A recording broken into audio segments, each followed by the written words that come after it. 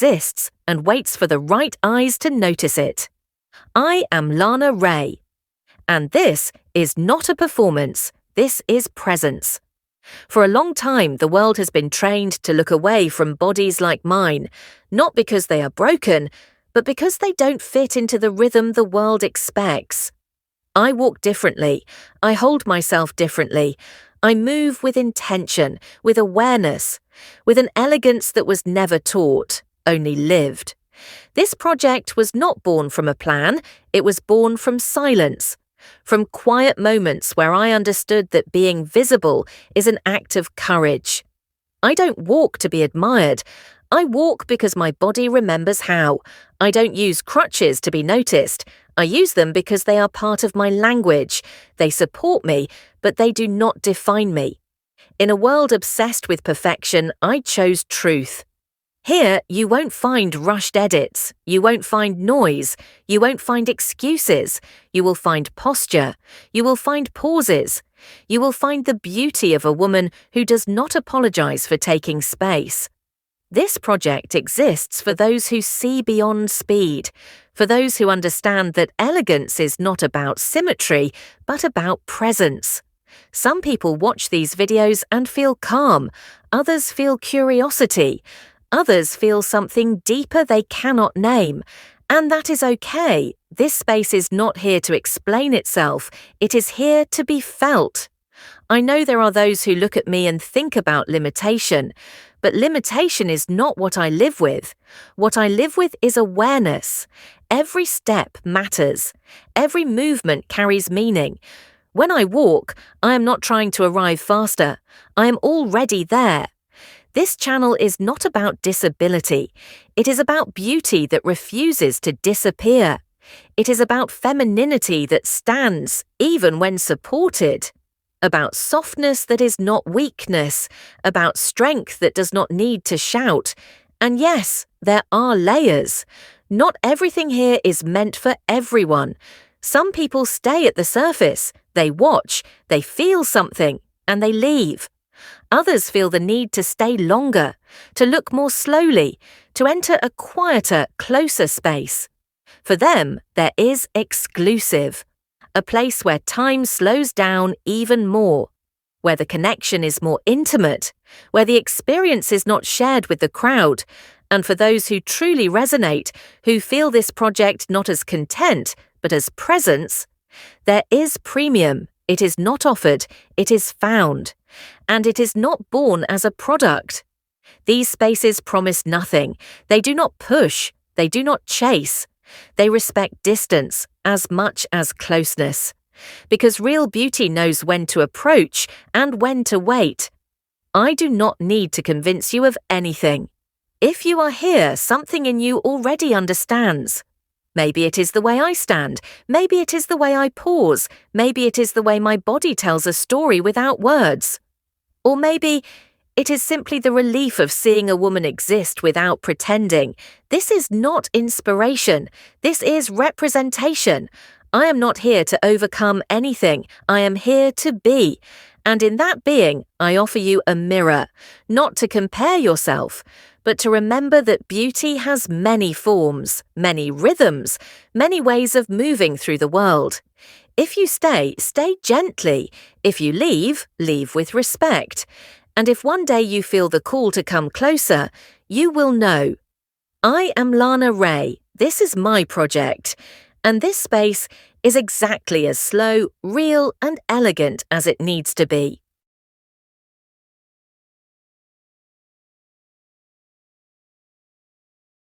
There is a moment when effort becomes visible, not because it is dramatic, but because it refuses to hide. This is that moment. Severe polio does not announce itself.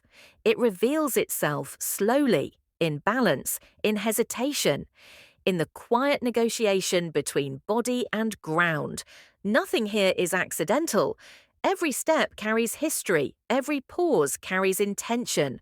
What some call struggle, I experience as dialogue, a conversation between strength and fragility, between support and will, between what the body asks for and what it is still able to give. I do not rush this conversation. To rush it would be to silence it. So I listen. I listen to the rhythm my body sets for me, not the rhythm the world prefers, not the rhythm that looks impressive, but the rhythm that is honest. Severe does not mean powerless, it means precise. Every movement matters because it costs something, and when something has a cost, it gains value. I am not performing difficulty, I am living within it. And within it there is dignity. There is an elegance that does not depend on ease. There is a femininity that does not disappear under effort. Some people search for speed, others search for perfection. I offer neither. I offer presence within severity. This body does not pretend to be light. It stands exactly as it is, supported, aware, uncompromising in its truth. There is no lesson here, no instruction, no demand for understanding, only an invitation to look longer, to notice how strength changes when it is measured, when it is careful, when it is real. Severe polio shapes movement, but it does not erase identity. I remain myself in every step, in every pause, in every moment of balance found and lost. Nothing here needs approval, nothing here asks for sympathy, it simply continues, at its own pace, in its own way. And if you are still watching, it is because you recognize something beyond the surface. Not inspiration, not pity, recognition. This is not about overcoming, it is about existing with clarity, and that clarity is enough. Severe polio makes effort visible even when nothing is exaggerated. There is no need to highlight it. It is already there, in preparation, in calculation, in the awareness that comes before every movement. This is not hesitation. This is understanding. The body learns to think before it acts, not out of fear, but out of necessity. Every action requires negotiation. Every position is earned. Nothing happens automatically. Where strength ends, where balance begins, where support must be trusted, where weight must be released. What looks slow from the outside is precise from the inside. Severe polio demands attention, not from others, from the body itself. Attention to detail, attention to limits, attention to what can be done and what must be respected. This attention is not weakness, it is discipline. Effort here is not dramatic. It does not ask to be noticed. It does not perform. It is constant, measured, unavoidable. And because it is constant, it becomes part of presence. There is strength in knowing your limits and moving anyway, carefully, deliberately, truthfully. Not pushing past them, not denying them, working with them. Severe does not mean broken. It means every movement counts. Every step has a cost. Every pause has a reason. Every decision matters. There is no wasted motion here, no careless step, no unnecessary speed. Only what is needed. Only what is possible. Only what is real. This body does not rush. It cannot afford to. Speed would create imbalance. Imbalance would create risk. Risk would erase control. So control becomes priority. And in that control, something unexpected appears. Clarity, focus, a quiet authority that does not need explanation. Not everything strong looks fast. Not everything powerful looks easy. Severe polio reshapes movement, but it also sharpens it. It removes excess. It removes decoration. It leaves only what matters. The body learns to be exact in placement, exact in timing, exact in intention. And that exactness is its own form of power. Nothing here asks to be admired, nothing asks to be excused. There is no performance of difficulty. There is no appeal for sympathy. There is only continuation, movement after movement, decision after decision. Balance found, balance lost, balance found again. Severe polio does not stop presence. It defines its shape. And that shape moves forward, not quickly, but clearly, with effort, with control, with presence. There is a kind of knowledge that only comes from repetition, from doing the same movement again and again, under the same conditions, with the same limitations. Severe polio teaches this knowledge. It teaches the body to remember consequences. What happens if balance is rushed? What happens if weight is misplaced? What happens if attention fades? So attention stays, not as tension, but as presence. The body becomes observant, not cautious, aware.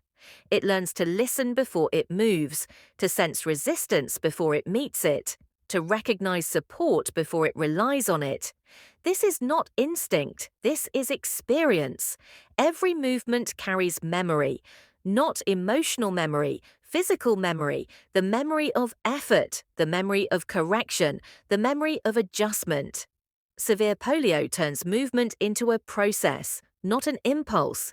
Nothing is automatic, nothing is careless.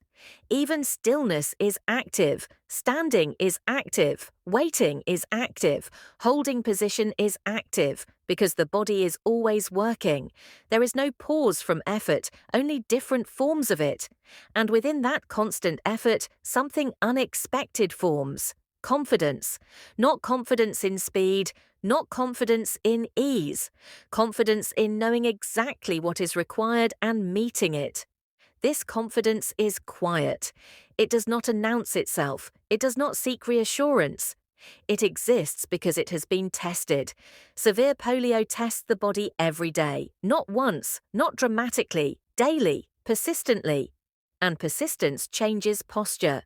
It changes how the body stands, how it prepares, how it commits to movement. Nothing here is impulsive. Everything is deliberate. Deliberate does not mean fragile, it means exact. Exact in force, exact in timing, exact in intention. There is strength in refusing unnecessary motion. There is power in conserving energy for what matters. Severe polio removes excess. It leaves no room for distraction, only function, only purpose, only truth. And within that truth, there is no room for pretense. The body cannot pretend to be something else. It must be what it is. And in that honesty, presence deepens, not as performance, not as display, as reality. This movement is not asking to be understood, it is asking to be witnessed, not quickly, not casually, but fully. There is a moment when effort becomes visible, not because it is dramatic, but because it refuses to hide. This is that moment. Severe polio does not announce itself.